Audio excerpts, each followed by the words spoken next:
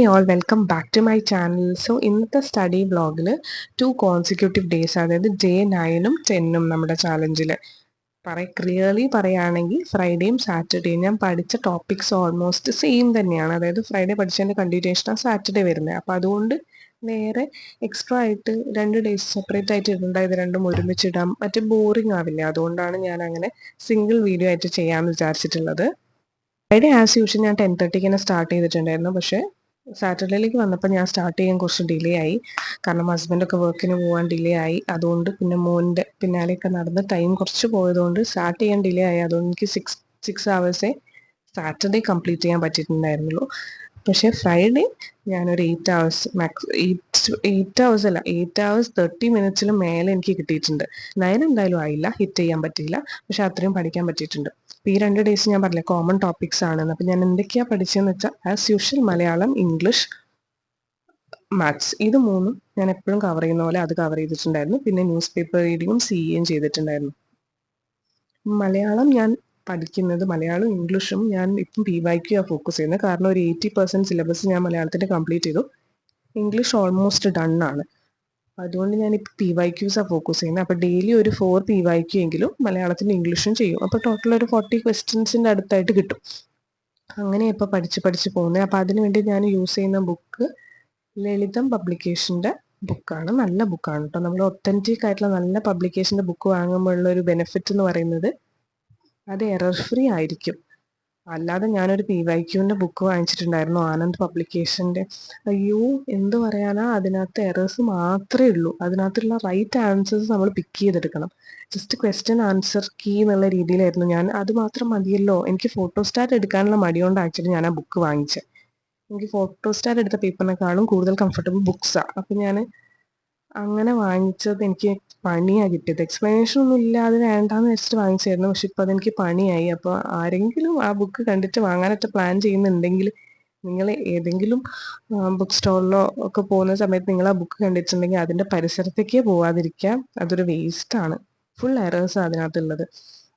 അപ്പോൾ നമ്മുടെ ടോപ്പിലേക്ക് വരാം. പിന്നെ അതിനുശേഷം ഞാൻ എക്കണോമിക്സും പിന്നെ കോൺസ്റ്റിറ്റ്യൂഷനും കംപ്ലീറ്റ് ചെയ്തു. അത് ഈ 2 ഡേയ്സും അങ്ങനെ തന്നെയായിരുന്നു. ഫണ്ടമെൻ്റൽ റൈറ്റ്സ് ആണ് കോൺസ്റ്റിറ്റ്യൂഷൻ എടുത്തത്. എക്കണോമിക്സിൽ മോണിറ്ററി പോളിസി, ഇത് രണ്ടും ഇമ്പോർട്ടൻ്റ് ആണല്ലോ. അപ്പം ഞാൻ അതൊന്ന് നോക്കിയതാണ്. ഇമ്പോർട്ടൻ്റ് എന്ന് പറയാനുള്ള റീസൺ എന്ന് പറയുന്നത്, ഇപ്പോൾ റീസെൻ്റ്ലി എസ്പെഷ്യലി ഡിഗ്രി ലെവൽ ക്വസ്റ്റ്യൻസിനൊക്കെ ഒരുപാട് ചോദിച്ചു. ഈവൻ LDCക്ക് വരെ അതിനകത്ത് എക്കണോമിക്സ് ഒക്കെ ഹൈ ലെവൽ ക്വസ്റ്റ്യൻസ് വന്ന് കണ്ടിട്ടുണ്ട്. അപ്പോൾ ഇതാണ് കേട്ടോ ഞാൻ പറഞ്ഞ ലളിതം പബ്ലിക്കേഷൻ്റെ ബുക്ക്. ഇത് എറർ ഫ്രീ ആണ്. അതുപോലെ തന്നെ എനിക്ക് നല്ല യൂസ്ഫുൾ ആയിട്ടാണ് തോന്നിയത്. അതുപോലെ തന്നെ പിന്നെ ഞാൻ PYQയും 2 ദിവസം ചെയ്തിട്ടുണ്ടായിരുന്നു. പിന്നെ നമ്മൾ നോക്കുകയാണെങ്കിൽ ഡിഗ്രി പ്രിലിംസിൻ്റെ അതാ, ചിലർക്ക് ഹോൾ ടിക്കറ്റ് വന്നു, ചിലർക്ക് നെക്സ്റ്റ് സ്റ്റേജിലായിരിക്കും, നമുക്കറിയില്ല. എനിക്ക് വന്നിട്ടില്ല. പിന്നെ അതുപോലെ തന്നെ 10th മെയിൻസിൻ്റെ എക്സാം ഇതാവാനായി.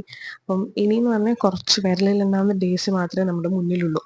അപ്പം ഇനി എന്ത് ചെയ്യണം, അല്ലെങ്കിൽ ഇനി ഇങ്ങനെ പഠിക്കണം എന്ന് വിചാരിച്ചിട്ട് ചിലർക്ക് അവസാനമാകുമ്പോഴാണല്ലോ ആ ഒരു ത്വര, അല്ലെങ്കിൽ ആ ഒരു ഉള്ളിൽ നിന്നൊരു ഒരു കത്തൽ വരുന്നത്. ഇനി പഠിക്കുന്ന സമയമില്ല, അയ്യോ ഇനി എന്ത് ചെയ്യും, ഇത് പഠിക്കുന്നു അത് പഠിക്കുന്നു, വാരി പഠിക്കുന്നു, അങ്ങനത്തെ ഒരു സിറ്റുവേഷനിലേക്ക് പോകും. ഞാൻ തന്നെ എൻ്റെ ഫ്രണ്ട്സിനെ കണ്ടിട്ടുണ്ട്. അതുവരെ നമ്മൾ പഠിക്കുക വാ പഠിക്കാന്ന് പറഞ്ഞ് ഫോഴ്സ് ചെയ്താലും വരില്ല. പക്ഷെ ഈ ഒരു മെയിൻ ഒരു ഹൈലൈറ്റ് വരുന്നത് എറേഴ്സ് ഒന്നും ഇല്ല എന്നുള്ളതാണ്. ഒരു തീ പിടിച്ച അവസ്ഥയാണ്. ഇതാണ് അങ്ങനെ ചെയ്യാതെ പബ്ലിക്കേഷൻ ലാസ്റ്റിലേക്ക് ആയി. അപ്പൊ നമ്മൾ ഇനി എന്താ ചെയ്യാന്ന് ഓൾറെഡി പോയിട്ട് PYQൻ്റെ നമ്മുടെ ടൈമും എനർജി ഇൻവെസ്റ്റ് ചെയ്ത് പഠിച്ച ടോപ്പിക്സ് ഉണ്ട്. അത് നമ്മൾ പക്കായിട്ട് തറോ അതിനകത്ത് മിസ്റ്റേക്സ് എന്ന് പറഞ്ഞാൽ പബ്ലിക്കേഷൻ ചെയ്യാം. അപ്പൊ അതിനകത്ത് പ്രൊഫഷണൽ ആൻസർക്ക് നമുക്കറിയാലോ കുറേ മിസ്റ്റേക്സ് ഉണ്ടാവും. പിന്നെ നമ്മൾ റിവ്യൂനൊക്കെ കൊടുത്ത് അവർ കറക്റ്റ് ചെയ്തിട്ടാണ് ഫൈനൽ പോലും കവർ ചെയ്തിട്ടാണ് നിങ്ങൾ ഭയങ്കര ബാക്കിലോട്ടാണ് നിങ്ങൾക്ക് തോന്നുകയാണെങ്കിൽ നിങ്ങൾ പഠിച്ച ഒരു ഏരിയ ഉണ്ടാവുമല്ലോ, അതെന്തായാലും നമുക്ക് എക്സ്പ്ലനേഷൻ വേണ്ട. അതിൻ്റെ കൂടെ ക്വസ്റ്റ്യൻ ആൻസർ എന്നുള്ള രീതിയിൽ എടുത്താൽ മതി. ടോപ്പിക്സ് ഫോട്ടോസ് എടുത്താൽ മതിയായിരുന്നു. പക്ഷെ ഞാൻ വെറുതെ 350 പഠിക്കാനും കൂടെ എന്തോ കൊടുത്തിട്ട് അങ്ങനെയാണെങ്കിൽ മാത്രം അതായത് കവർ ചെയ്തില്ല നിങ്ങൾക്ക് തോന്നുകയാണെങ്കിൽ ക്വസ്റ്റ്യൻ പേപ്പേഴ്സ് വാങ്ങിച്ചിട്ട് അപ്പോഴത്തെ 10th മെയിൻസിലേക്കുള്ള ഞാൻ വേറെ എവിടെയെങ്കിലും നോക്കി കണ്ടുപിടിക്കേണ്ട ഒരു സിറ്റുവേഷൻ ആണ് പറയുന്നത്.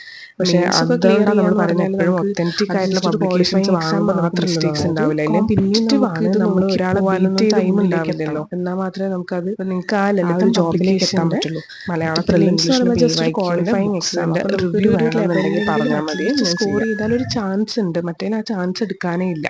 അപ്പം ചാൻസ് ഉള്ള ഒരു സിറ്റുവേഷനിൽ നിങ്ങൾ ചെയ്യേണ്ടത് ഇനിയുള്ള ടൈമെങ്കിലും മാക്സിമം വേസ്റ്റ് ചെയ്യാതെ ഉറക്കമൊക്കെ നന്നായിട്ട് കുറയ്ക്കാം. ഞാൻ മുന്നത്തെ വീഡിയോ പറഞ്ഞിട്ടുണ്ടായിരുന്നു ഒരു 7 hours ഒക്കെ ഉറങ്ങണം. അപ്പോൾ അതൊന്നും ഇപ്പോൾ തൽക്കാലത്തേക്ക് വേണ്ട. ഒരു 4 to 5 hours ഉറങ്ങിയാൽ മതി. എന്നിട്ട് നമ്മൾ രാവിലെ നേരത്തെ എണീക്കുക, രാത്രി ഉറങ്ങുന്നതൊക്കെ ലേറ്റ് ആക്കുക. ആ ഉറക്കത്തിൻ്റെ ടൈമൊക്കെ കുറച്ചിട്ട് അത്യാവശ്യം നന്നായിട്ട് ഇതിനു വേണ്ടി ഇൻവെസ്റ്റ് ചെയ്ത് പഠിക്കുക. അപ്പോൾ അറ്റ്ലീസ്റ്റ് ആ ലാസ്റ്റ് എടുക്കുന്ന എഫേർട്ടെങ്കിലും നമുക്കൊരു ചാൻസ് തരാൻ യൂണിവേഴ്സ് റെഡി ആണെങ്കിലോ.